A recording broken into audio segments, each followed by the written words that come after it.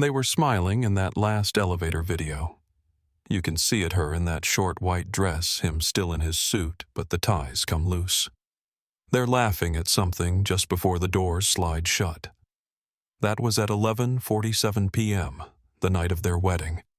And that's the last time anyone saw Rachel and Daniel alive. Before I go any further, if stories like this have ever touched your own life or your town, leave a comment and let us know where you're listening from.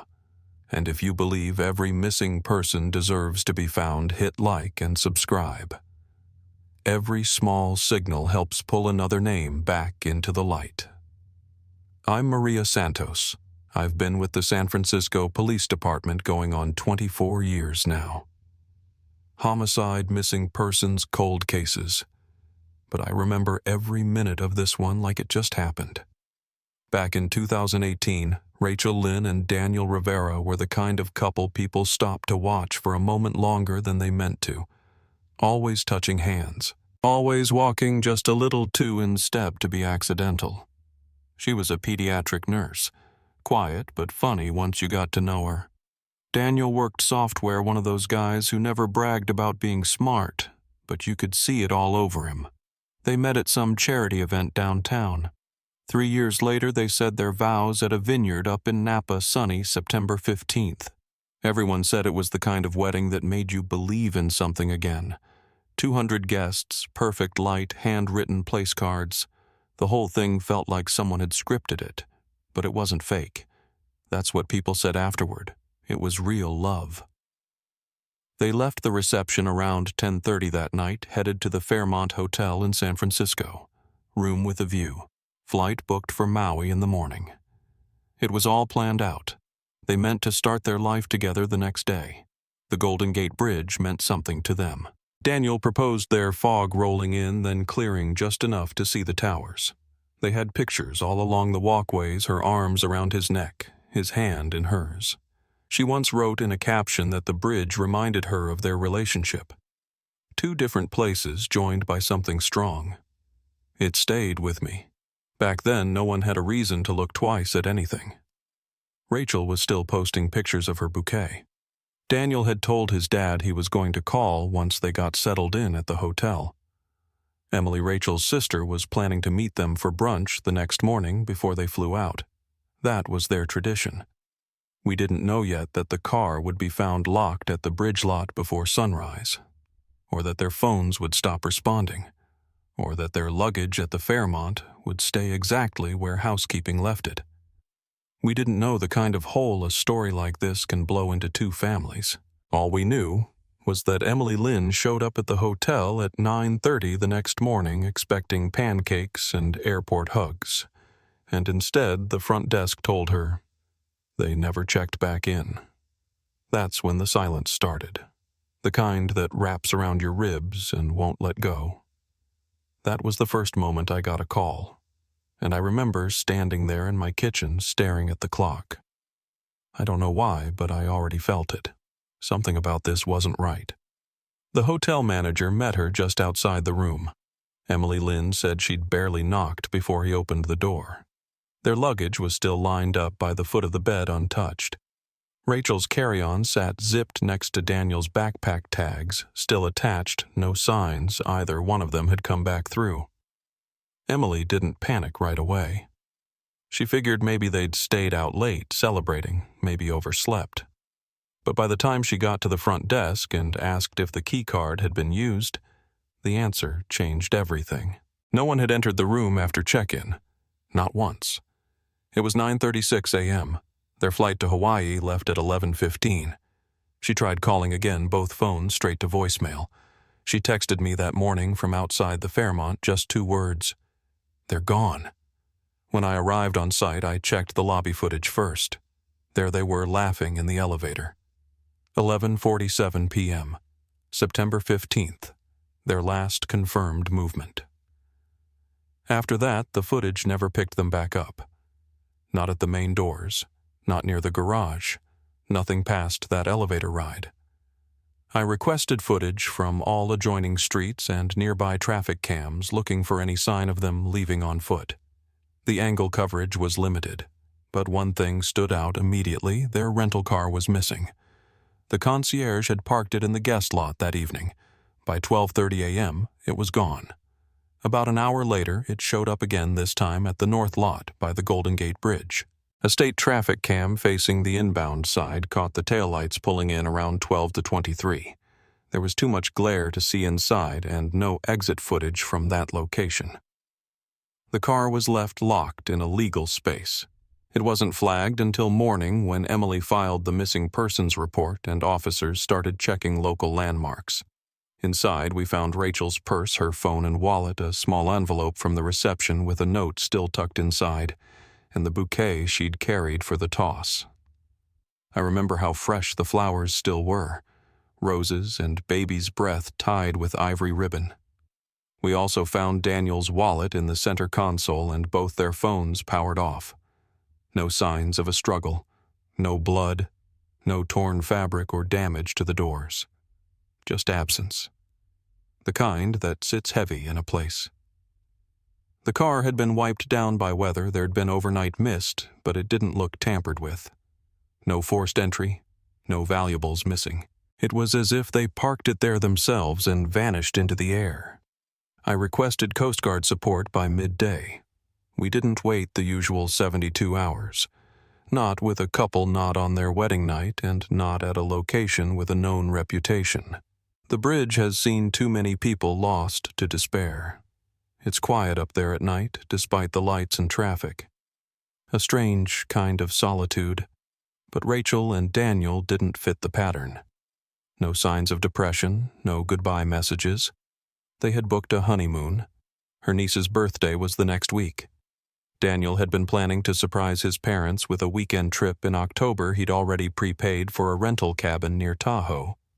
There was no note, no signal, nothing but that elevator footage. The Coast Guard swept the waters under the bridge first with infrared from the helicopters, then sonar from the boats. We mapped the current lines from Marin to Alcatraz, tracing where bodies or objects might drift if they'd gone over. Divers were brought in for the deeper eddies. Rescue mode became recovery mode after 72 hours. I kept hoping we were wrong, that we'd find footage from another city, that they'd show up somewhere with a wild story and a bad hangover. But every trail we followed went cold. No credit card use, no flight activity, no digital fingerprints at all after 12 a.m. that night. The families poured everything into the search. Linda and David Lynn drove down from Portland and refused to leave. They rented a short-term apartment across from the precinct just to stay close. Victor and Ana Rivera started running daily press briefings, holding up pictures of the couple pleading for information. I've seen a lot of grief over the years, but the thing that stayed with me was how they all still referred to them in the present tense. Rachel is, Daniel loves. They're kind. They weren't letting the past settle in. Not yet. We coordinated hundreds of hours of search effort over the next week. Angel Island, Baker Beach, Marin Headlands. Civilian boats joined our sweep. Kayakers searched shoreline caves. There was no shortage of people willing to help, just no sign of what to look for. Eventually, the media got hold of the story. Bridge newlyweds vanish. That's what one headline called it. I hated that phrase. It made them sound like a photo caption. Not people. Not two young lives who were supposed to be boarding a plane in sandals and honeymoon clothes. I had a forensic team go back over the car. I had Rachel's phone pulled apart for any data fragment that might give us a new timestamp. It had powered off just before midnight. Same for Daniel's. GPS data was vague, pinged once near the Embarcadero, then again near Oakland, which didn't make sense with the hotel timeline. I flagged it, but the analysts chalked it up to signal drift. At the time, we didn't push harder. We were still stuck in a framework that assumed the couple had acted together. That assumption colored every part of the case in those early days. But there were two details that wouldn't sit quiet in my mind. One was the lack of personal items on the bridge itself. In almost every case I'd worked where someone had jumped, there was something left behind. A shoe, a coat, a phone resting just past the railing. Rachel and Daniel had nothing. No prints on the barrier, no marks on the concrete. The other was the emergency call boxes, installed every few hundred feet. Not one had been activated that night, not even lifted off the receiver. That told me something. Either they hadn't reached the bridge themselves, or they hadn't been in any condition to make a call. After a week, the case officially moved from missing persons to suspicious disappearance. I requested full subpoena access to all digital records and began re-interviewing anyone who had been at the wedding. Rachel's sister Emily mentioned a strange moment someone she didn't recognize talking to Daniel near the valet station after the reception. A man in a dark suit, not in any group photos, seen only from the back. We couldn't identify him from the footage. His face never showed, just the shape of his shoulders as he walked away. At the time, it felt like background, but it stayed with me, like the bouquet still fresh in the car, like the elevator door closing too quietly, like the feeling deep in my gut that we weren't looking in the right place. Not yet.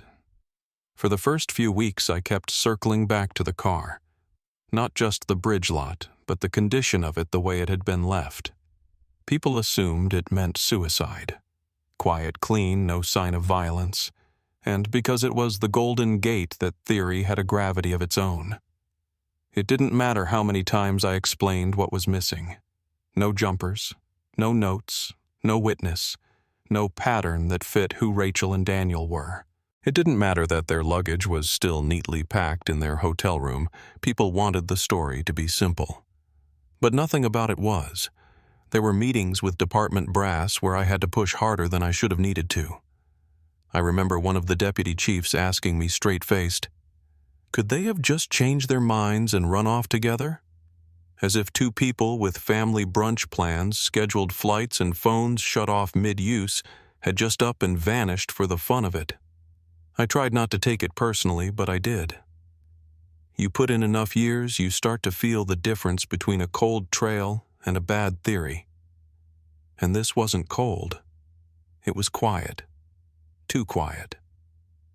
Rachel's sister Emily didn't slow down. She was at the precinct almost daily bringing coffee, bringing flyers, handing me lists of names, guests at the wedding, vendors, neighbors, anyone she thought might have noticed something she hadn't. The families hired their own private investigator 3 weeks in. I understood. Grief gets loud when the official answers are too still. The media attention brought in a flood of tips, but most of it was noise. A woman in Reading claimed she saw them at a gas station. A caller in Monterey swore he'd picked up a couple who matched their description. None of it held. Every lead collapsed under verification. I spent a lot of time staring at the elevator footage. There was something about the way Rachel turned just before the doors closed. Not fear, not hesitation, just a glance like she'd remembered something. I watched it more times than I care to admit. It was the last proof we had that they were safe. After that, everything was shadow. We revisited the wedding guest list.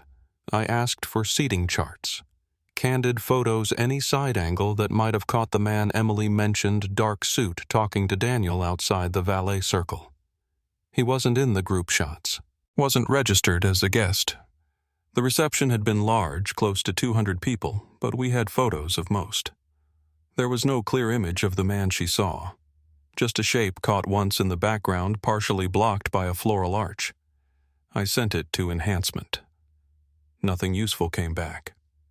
The deeper I went, the more I noticed how eager some people were to let the case drift. A few of my colleagues started calling it the bridge wedding, like it was an urban legend. I know they didn't mean anything by it, but language has a way of sealing fates. If you say something enough times, it stops being a question and starts sounding like fact. That's how stories get stolen from the people who lived them. I started mapping other disappearances in the area just to see if there was any kind of proximity pattern. 5 years' worth of missing persons within a 10-mile radius of the bridge. Most were ruled suicides. A few were transient cases with little to trace, but 7 stood out. No bodies recovered, No final messages, no witnesses. I pulled those case files. A few of them had overlapping time frames. Different backgrounds, different ages. But they shared one thing: sudden disappearances in public spaces with no conclusive evidence. I flagged them, brought it up during one of the interdepartmental briefings. The room got quiet. Then someone said, "You think we've got a serial case?" I said I didn't know yet, but I wasn't ready to rule anything out. The FBI sent a profiler after the 3rd month, Behavioral Analysis Unit. She looked through all 8 files and told me there wasn't enough consistency for a clear profile. Victim types didn't match, locations varied, no indicators of stalking, and there was no known connection between any of the missing. I didn't disagree with her, but I didn't like how quickly everyone wanted to box the case up and shelve it. The families hadn't moved on, neither had I. Rachel's parents, David and Linda, still showed up to the waterfront on the 15th of every month. Victor and Anna Rivera kept their son's apartment exactly as he'd left it, mail stacked by the door, the last grocery receipt still clipped to the fridge. Those small details had weight. I visited both homes more than once. You learn to stop bringing questions after a certain point. Sometimes you just sit. Let them talk about birthdays and holidays and how Rachel never liked strawberries. The things that aren't on paper but stay real. A year passed. We held a memorial on the bridge walkway close to where Daniel had proposed. The city allowed a temporary closure of the east pedestrian lane. It rained in the morning, then cleared just in time for the speeches. I remember standing off to the side as Linda Lynn spoke. Her voice caught once, but she kept going. Said her daughter used to bring teddy bears to her patients even when it wasn't part of the job. Said she still slept with Rachel's blanket folded at the foot of her bed. Victor spoke too about Daniel's habit of collecting old computer parts and giving them to neighborhood kids. He said his son wanted to start a nonprofit someday, something to do with tech education. No one moved for a long time after the last word was said. That week brought another surge of tips. One man thought he saw them outside a bakery in Sacramento. A woman in Seattle was certain she'd met Rachel at a yoga class. I assigned someone to track each one down. Nothing held. Every time hope surfaced, it fell back under. I kept the file on my desk even after it went cold. Reviewed it every few months just to see if anything felt different in hindsight. Sometimes new tech gives you a crack. Sometimes you just need time to unlearn what you assumed. But for nearly 5 years, nothing gave. Until the Coast Guard called me one morning in March. Said a patrol officer had found something strange washed up on the northern beach near the drift line. Something half buried in the sand. Said it looked like a woman's formal shoe satin white still intact. Said it looked like it hadn't belonged to the tide.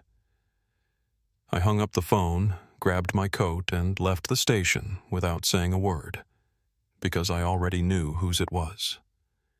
By the time I reached the beach, the tide had already started its retreat. The sand was wet and quiet, just a few gulls moving overhead, the wind pushing hard from the north. Officer David Martinez was standing by a set of orange flags about 50 yards from the surf. He didn't say much when I walked up, just nodded once and stepped aside. The shoe was still there. White satin heel intact, just the tip exposed from the sand like it had been placed there with care. It wasn't just formal. It was bridal. A little scuffed at the toe, but otherwise too well preserved for something the ocean should have destroyed. And it matched the ones Rachel had worn to her reception. Linda Lynn had sent me a photo of them months after the case went cold. She said they'd spent all day picking them out together, that Rachel had joked they made her feel like she was floating. The moment I saw it, I called in forensics. The team arrived within the hour, gloves, flags, evidence markers, the full kit. We started scanning a radius out from the shoe, slow and careful. That beach had turned over 1,000 tides since Rachel and Daniel disappeared. But something about that morning felt different. The storm system that had passed through the week before had churned up the coast pretty violently. Martinez said he'd never seen that section of sand so exposed. We found more fabric about 20 feet down the slope.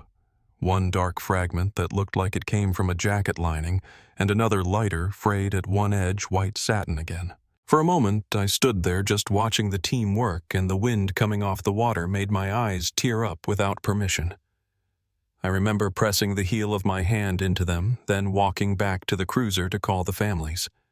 I told them the truth, that we had found something likely connected to Rachel and Daniel, that it didn't mean everything, but it meant something. David Lynn's voice cracked, and he handed the phone to Linda. She didn't say much, just whispered that she already knew. Victor Rivera asked to see the suit fabric himself. When I showed him a photo later that afternoon, he ran his finger across the screen and said he remembered helping Daniel pick it out. Said they'd argued about the fit, that Daniel liked the way it moved in the shoulders. That was when I knew for sure we were past theories. This was them, pieces of them anyway, and it changed everything. We kept the scene locked down for 6 hours. A boot fragment surfaced under the driftwood line, then a twisted piece of metal that we later matched to a zipper pull. Then Rachel's wedding ring sand-caked and wedged beneath a broken shell. Every item was logged and tagged with GPS coordinates, photographed in place and handled like it might carry the one detail we couldn't afford to miss. Back at the lab, we started getting early reads. Salt damage, sure, but also protected fibers.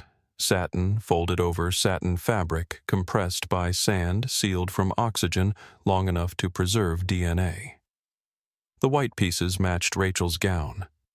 The black-lined fabric carried faint traces of Daniel's cologne. One of the buttons was still attached by thread. Every detail was quiet, but not silent. They were speaking back to us slowly. I stayed at the lab longer than usual that week. Something about holding the evidence in hand made the loss heavier. You start to wonder what the objects remember. The techs ran microanalysis and trace environmental tests. What we found didn't add up. Along with the marine residue, the clothes showed signs of terrestrial contact soil that didn't match the beach particles of asphalt traces of concrete dust. And deeper in the fibers fragments of plant matter not native to that coastline. We were looking at 2 stages. First, the bodies, or at least the clothing, had been stored somewhere inland, then transported, then buried maybe intentionally near the tide line. That ruled out suicide for me. Someone had placed them, and whoever it was had counted on the ocean to do the rest. I reopened the case officially and began retracing every step. We re-examined the car again, same location, same lack of struggle. But this time, we went in with fresh eyes. One tech suggested checking the weight on the vehicle from the traffic footage, the way the suspension sat when the car entered the bridge lot versus when it left. We pulled the angle from the inbound camera and ran the footage side by side with its return to Crissy Field, just over 2 miles southeast. The change was slight but visible. When the car left the Fairmont and appeared at the bridge, it looked empty. When it left the bridge and turned toward Crissy Field, it sat lower, heavier. It arrived there at 12:47 a.m., headlights off. It didn't leave again until almost 2:00 a.m., then returned to the bridge lot parked exactly where we'd found it, and was never moved again. A witness came forward the same day the discovery hit the papers. Her name was Patricia Hoffman. Said she hadn't come forward before because at the time she didn't understand what she'd seen. She'd been walking her dog near the marsh edge just past 1:30 that morning the night Rachel and Daniel disappeared. She saw 2 people by the water struggling, she said. A third figure stood nearby. Male, tall, dark clothing. At first she thought it was a group of friends helping someone drunk or unsteady, so she kept her distance. But the moment stuck with her. The way the third person moved calm, not startled. She said he returned to the car 3 times, that it was parked near the access road with its lights off, that she'd never seen a car parked there before, not at that hour, and that when it finally left, it didn't turn on its lights until it hit the main road. We verified her account against traffic footage. The timestamp matched. So did the angle of departure. What she saw was real. I asked her to sit with one of our sketch artists, but she couldn't give much more detail. Said the figure never turned toward her, just that he moved with purpose, like he was taking care of something he'd already rehearsed. We checked for other witnesses, reviewed home security systems, asked local businesses for any leftover footage from the area. Most had overwritten their archives. One traffic camera caught the same rental car exiting Crissy Field and re-entering the bridge lot. The license plate matched. Time of exit, 1:52 a.m. I drove out to the lot that evening just to look at it with everything in my head laid out clean. I walked the perimeter. The waves were coming in steady, almost even like nothing had changed.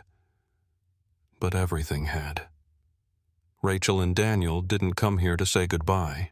They were already gone. Someone had used this place as a story. They wanted us to look here, to stop here. But the truth that was still waiting for us somewhere else, I just hadn't found it yet.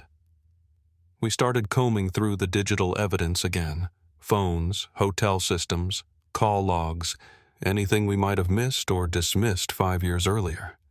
At the time, we'd been so focused on the Golden Gate Bridge that most of our questions stopped at the waterline. But now, with fabric and rings pulled from the sand and a rental car that drove a loop that didn't make sense, everything had to be looked at with new eyes. One of the techs on our digital forensics team flagged something small, almost too small to matter. The call activity from Rachel's and Daniel's phones ended at 11:15 p.m. that night, which lined up with what we already knew. But the tower pings weren't from San Francisco. They were from Oakland, which was impossible because hotel security footage showed the couple entering the Fairmont elevator in downtown San Francisco at 11:47 p.m., a full half-hour later. Unless that wasn't really them in the elevator, or unless the phones weren't with them anymore. I sat with that contradiction for a long time. The tower data wasn't precise, but it was stable multiple pings from cell towers on the east side of the bay all before midnight. Then the signals vanished entirely, not shut off, just quiet, as if whoever had them knew to kill the devices after they served their purpose. We pulled text logs and saw the same pattern, a few unread messages trickling in after 11:15, all unopened, all ignored. One from Emily, one from Daniel's mother, one from a groomsman checking where to meet the next day for the airport run. All sent in good faith, all received by a phone likely already in someone else's hands. That changed the entire timeline. If Rachel and Daniel didn't have their phones, then the couple on the elevator might not have been them at all, or not both of them. We couldn't say for certain. The video was real. The laughter was real. But it opened the door to another possibility that someone had access to their devices before the final recorded sighting, that the story we'd been building around the hotel and the bridge was a story someone wanted us to believe. I asked the team to look again at the Fairmont's internal systems, not just guest records, but service entrances, keycard logs, and maintenance logs. We found a service entrance accessed at 11:52 p.m., 5 minutes after the elevator footage by someone not listed as a guest. Just an access badge used by a contractor who had helped set up the wedding reception earlier that day. A man named Mark Ellis. I'd known his name. He'd been around the families for years. Sold insurance to both sets of parents, attended the rehearsal dinner, signed the guest book. He was one of those people who made himself useful in quiet, forgettable ways, always offering to help, always there just enough to be familiar, never enough to be noticed. We pulled his records. He'd told us 5 years earlier that he'd gone home after the reception, said he had an early client meeting the next morning, but his credit card placed him at a gas station 2 blocks from the hotel at 11:35 p.m. Phone logs showed he called Rachel and Daniel at 11:10, just 5 minutes before their devices went dark. At the time, that had seemed like nothing. A congratulations call. Now it felt like something else. A check-in, a signal, maybe even a lure. We kept pushing. We got access to his client records and financials. Mark Ellis was not in good shape. He'd been hiding debt, gambling losses, a suspension from the state insurance commission that had been under review at the time of the wedding. but he still had access to people's policies, including Rachel's and Daniel's. That was what finally made something click for me. Their life insurance payouts were high, $500,000 each. Not unusual for a young couple with good incomes, especially before a trip. But both policies had been modified just weeks before the wedding. Rachel had added Daniel as primary beneficiary. Daniel had switched his retirement account from his parents to Rachel. Normal moves if no one else had known. But Mark Ellis had written both of those policies. He had access to every change, every clause, every payout condition, including the double indemnity clause. I sat across from our financial crimes liaison that afternoon and asked what it would take for someone like Mark to benefit from those policies. He said it would be hard unless there was a forgery, or unless the money passed through a trust or third party before landing somewhere less traceable. But it wasn't impossible. And if someone was desperate enough with just enough knowledge, they could try to stage a death to look like an accident or a suicide because accidental deaths paid double. Suicides, not a dime. That's when I requested a second site survey of Crissy Field, where Patricia Hoffman said she saw a man dragging something near the water just after 1:30 a.m. 5 years earlier, we'd searched the surface. This time we brought cadaver dogs, ground-penetrating radar, and a team from the Coast Guard trained in coastal evidence recovery. We found the plastic bag buried about 2 feet below the surface. Inside jewelry, Rachel's necklace, her earrings, her engagement ring still bent slightly at the band, all wrapped in a towel monogrammed soft white cotton, the kind the Fairmont gives to honeymoon suites. There were traces of blood inside, and saliva. We sent the entire bag to the lab, but I already knew what they'd say. The towel hadn't come from the beach. It had come from the hotel, and it had been used to silence someone. The burial was deliberate, not random. The bag had been placed under a dense patch of dune grass, likely at night, in a place someone knew wouldn't wash out with the tide. This wasn't an accident. It wasn't a panic dump. It was a method, a plan. But even plans can go sideways, especially when storms shift the shoreline. When I got back to the precinct, I reopened every call log tied to Mark Ellis for the week leading up to the wedding. He'd called both Rachel and Daniel multiple times. He'd also called his bank, his bookie, and a warehouse address tied to a relative out in the Oakland Port District. That was the next place we would look. But at that point, I knew what we were dealing with. Not a disappearance, not a suicide, not a misstep on the bridge. This was a double homicide, and someone had tried very hard to make sure we would never call it that. The warehouse sat just past the freight corridor outside the Oakland docks, tucked behind a rusted chain-link gate that hadn't seen fresh paint in years. On paper, it belonged to a logistics company still listed under the name of Mark Ellis's uncle, a man who'd died in 2011. Nothing had moved through that loading bay in nearly a decade. We got the search warrant signed on a Thursday morning. By noon, we were standing in front of the side entrance with bolt cutters and 2 crime scene vans idling at the curb. The door didn't put up a fight. Inside, it was exactly what you'd expect from an unused shipping space, concrete floors, corrugated walls, the echo of your own breath coming back to you. But the dust patterns told us what we needed to know. Someone had been here recently. Not often, not long, but long enough to leave behind the impression of a boot sole near the back staircase, long enough for us to know this place still meant something to someone. We brought in trace analysis right away. Soil air samples, UV scans. One of the techs noticed it first. A faint reddish line near a drain grate not visible to the naked eye. It didn't look fresh, but it didn't look random either. We lifted fragments from the perimeter of the grate and sent them in for testing. A few yards over, beneath a stack of broken-down crates, we found what looked like a packing blanket still folded in on itself. It was soaked through with something sticky that had long since dried, and when we opened it, you could still smell what had once soaked it, metallic sharp. The kind of smell you don't forget. Everything about the layout of that warehouse pointed to privacy. Thick walls, a reinforced back room with no windows, And from the access logs we pulled later from the electric meter, someone had drawn power there exactly twice in the year leading up to Rachel and Daniel's disappearance, once 2 weeks before their wedding, and again on the night they vanished. The lab confirmed what we suspected. The samples from the grate and the blanket both came back positive for human blood. DNA matched Rachel. Partial profiles suggested Daniel. That changed the scope of the investigation again. We weren't just working with speculation anymore. We had a location, a crime scene, crime. We knew now that this is where it happened. This is where they died. The autopsy reports would never come, but the timeline filled itself in. Rachel and Daniel were lured from the hotel, or at least one of them was, and they ended up here together alone with someone they trusted, someone who knew how to turn a shipping bay into a dead space, someone who knew which direction the tide pulled when the wind shifted north. I started putting surveillance on Mark Ellis around the clock. We didn't approach him, not yet. I needed to see what he did when the quiet around him started to move. We tapped into his movements, digital and physical.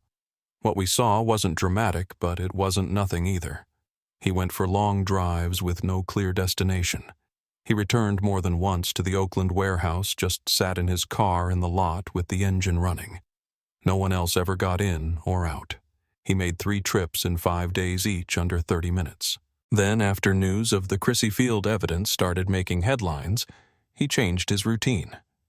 Closed out a safety deposit box in the Mission District. Accessed a storage unit registered under a different name. Surveillance footage caught him removing 3 boxes and burning them that same night in a rural area northeast of the city.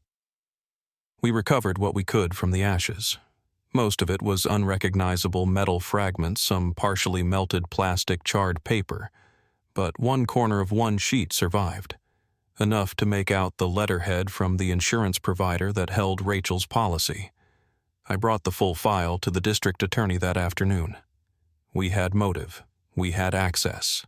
We had financial incentive, a connection to the crime scene, and now an attempt to destroy records.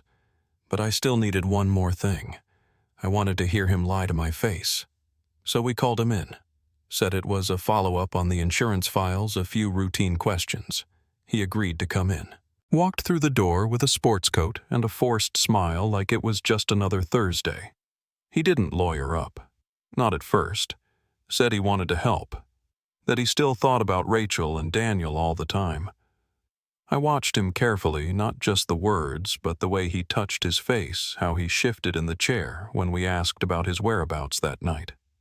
His timeline had changed, subtly but enough. He said he'd stopped by the hotel to drop off a gift envelope he'd forgotten to bring to the reception. Said he never went inside. We showed him the service entrance log. He blinked. Said maybe he stepped in for a minute but didn't see anyone. We asked if he'd contacted them late that night. He said no. We showed him the 11:10 call. He said he couldn't remember making it. Then we asked about Chrissy Field. He froze just for a second. A half second, maybe. Then said, "That's where the car was found, right?" But that wasn't true. The car was found at the bridge. Chrissy Field wasn't public knowledge yet. When we mentioned the buried jewelry, his leg started bouncing. He asked how it was recovered, what kind of bag it was in, whether it could have washed up from somewhere else.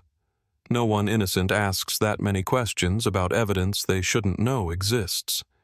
He never confessed, but his mouth started moving faster than his brain, and that was enough.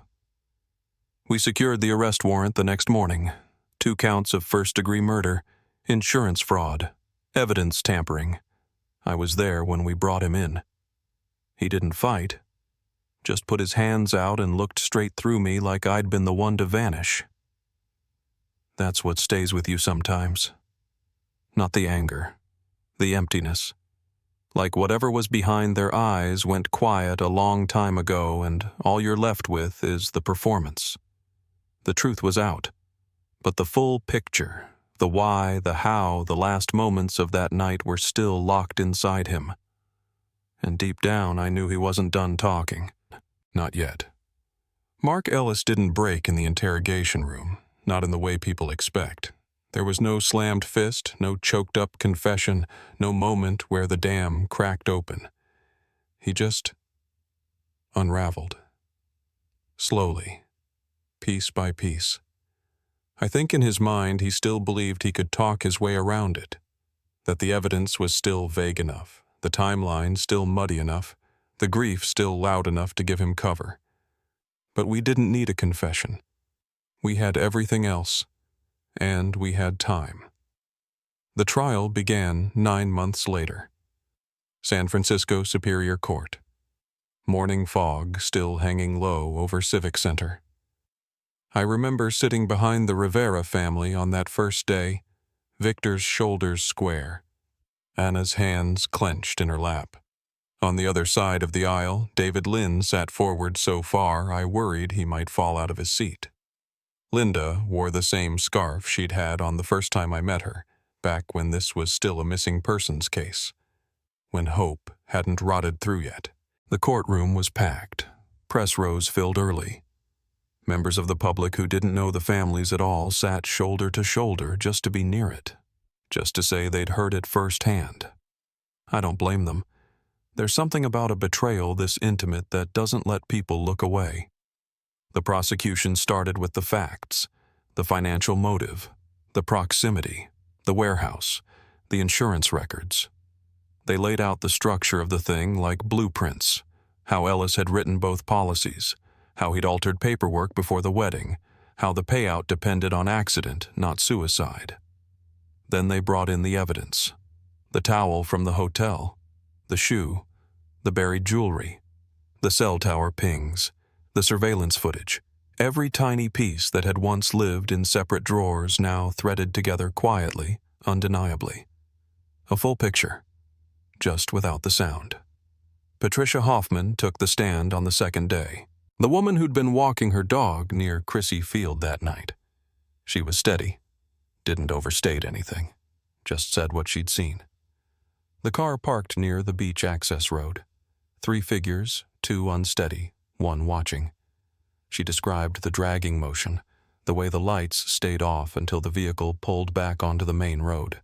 Defense tried to shake her, asked about lighting conditions, her distance from the scene, whether she'd had a clear view. She didn't waver. Said she hadn't realized what she was seeing at the time, but now, knowing what she knew, she was sure.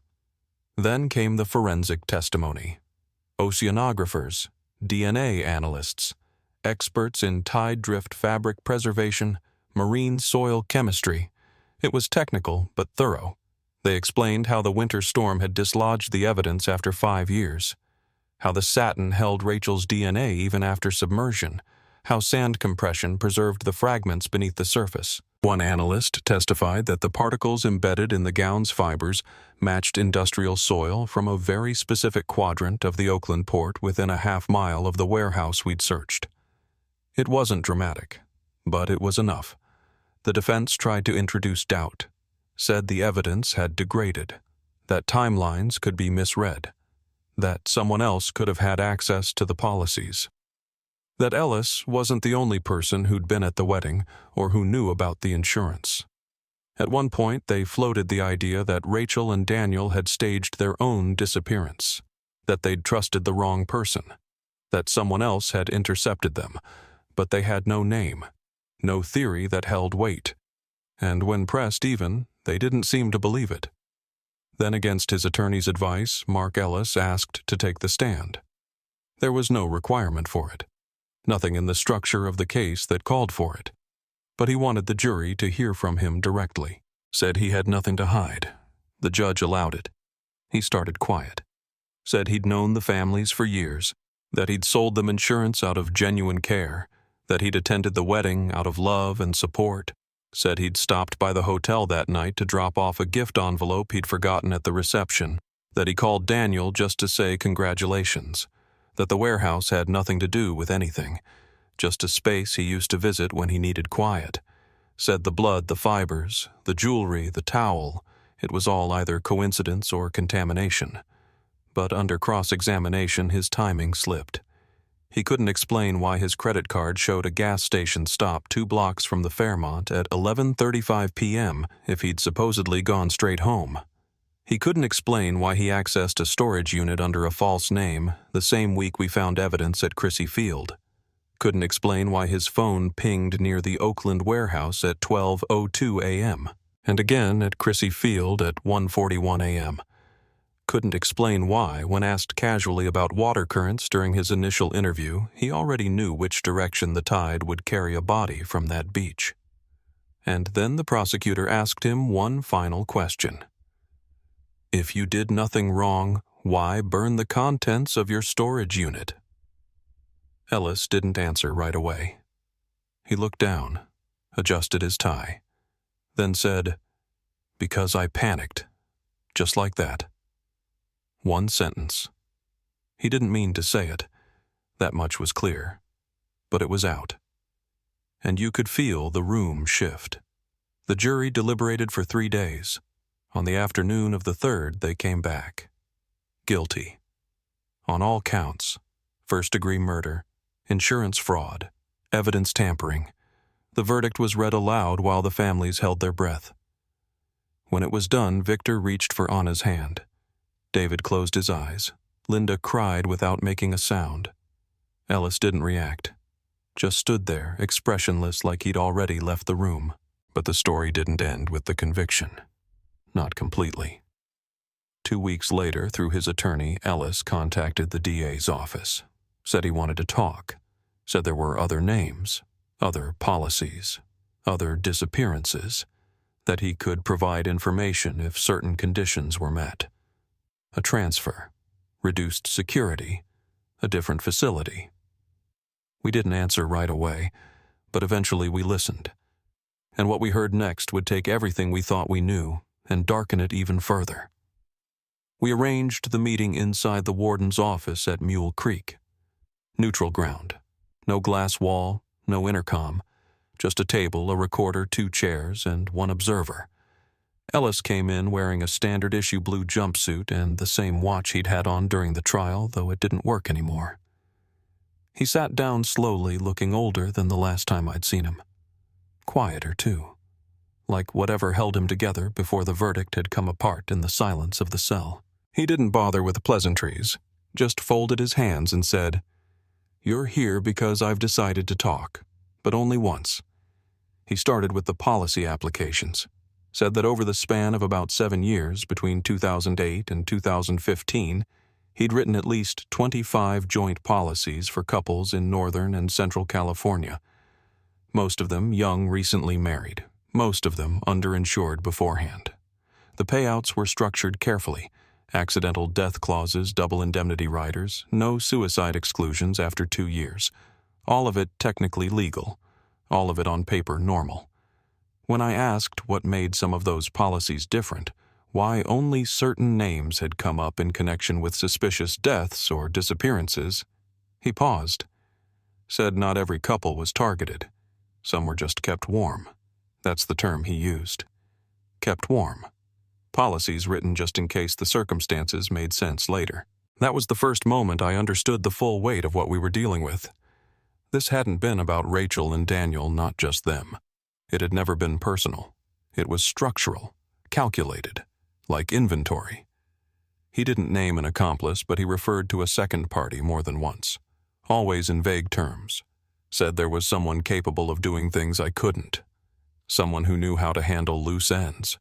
When I pressed, he deflected, said he wasn't going to name names unless the deal changed. Said he'd already been convicted. There was no incentive to give everything up now. That's when we understood what this was. Not a confession. Not really. This was leverage. Bargaining chips from a man who'd already lost the game. Still, we let him talk. He gave us 3 case files. Names, dates, policy numbers.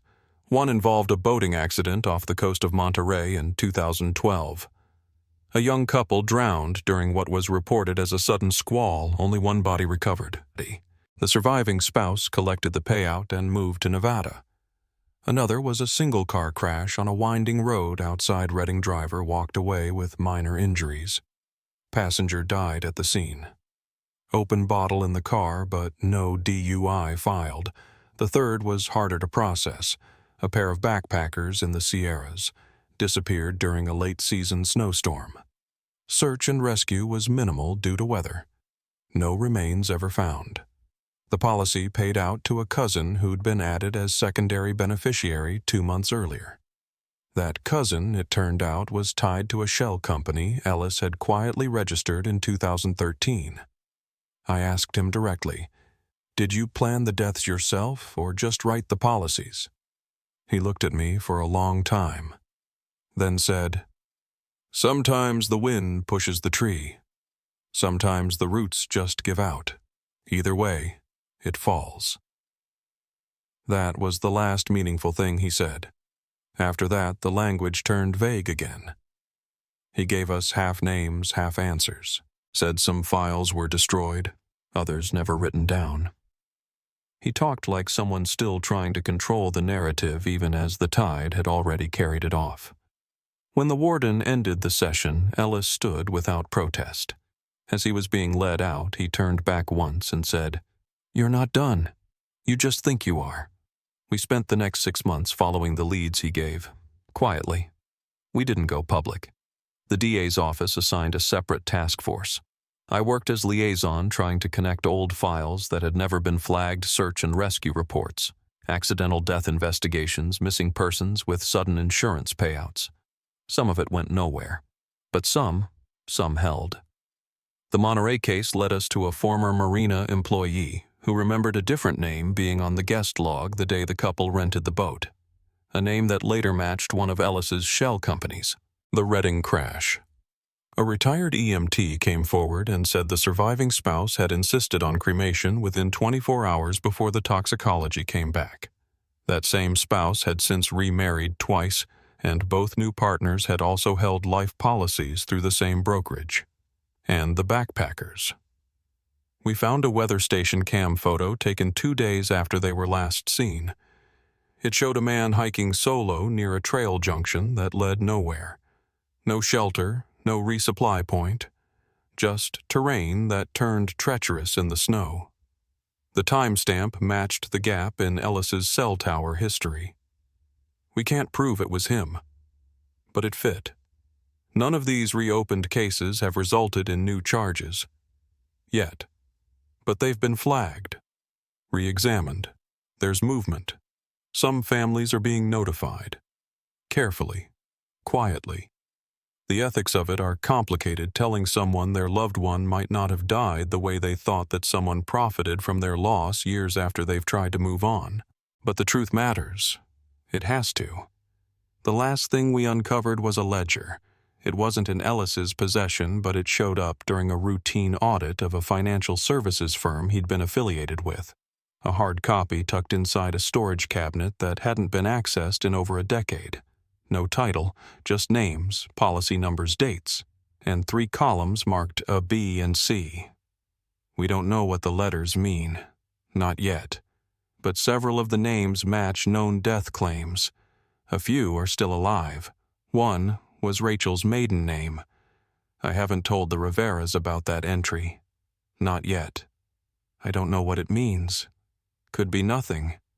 Could be that Ellis marked her as a contingency long before Daniel ever proposed. I still don't know how early the plan began. How many steps ahead he was thinking. Whether Rachel and Daniel were the first couple he killed or just the first ones we caught. But I know this. It was never random. They weren't just unlucky. They were selected, and if they were others, might have been too. The file's closed now, or as closed as it's going to get. Ellis isn't talking anymore. The task force turned over what they could to the DA, but without a living accomplice or physical evidence beyond the ledger, we're at the edge of what the law can do.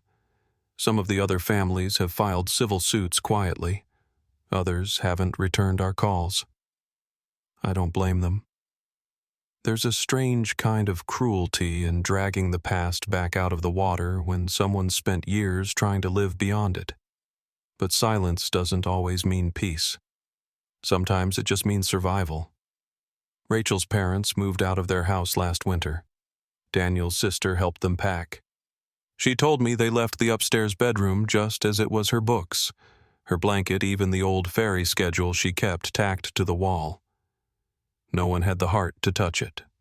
The Riveras said they weren't angry, not anymore. Just tired. Tired of the waiting, tired of being frozen in place by a story that didn't end when they needed it to. There's no real justice for what was taken from them, but there's a kind of dignity in choosing what gets to remain, what they keep, what they let go. For me, it didn't all settle until I went back to the bridge, not to dramatize it, just to understand it. I stood near the east side around where they think she dropped the phone. The wind was heavier than I expected, the kind that pushes at your coat and makes you lean into yourself a little. I stayed there for maybe half an hour, just listening, watching the water. There's something about that place, so much movement, so much noise, and yet it holds quiet in a way few places do, like it's heard more than it'll ever speak. It reminded me that people don't vanish all at once. They fade, in choices, in oversight, in the space between what we suspect and what we're willing to say aloud. The truth is, this case wasn't about a moment. It was about a pattern, a system. One that didn't look like a monster or a man in the dark. It looked like a clipboard, like a policy folder, like trust handed over in a waiting room or signed for at the kitchen table. Ellis knew how to hide behind paperwork. But what finally unraveled him wasn't brilliance. It was arrogance. He assumed no one would connect the names, that no one would keep looking after the payout cleared and the flowers stopped coming. He underestimated the people left behind, and he underestimated the girl who crossed that bridge. Rachel was never supposed to be remembered. Not like this. She was supposed to be a line item, a closed file. But she had a sister who didn't stop asking questions. She had parents who kept her photo up even when the world moved on, and somehow she found her way back into the light. Her story got told. That matters. If this story stayed with you, if it made you think of someone you've lost or someone you're still holding on to, consider sharing it, because names only disappear when no one speaks them, and sometimes all it takes is a single voice to keep someone remembered.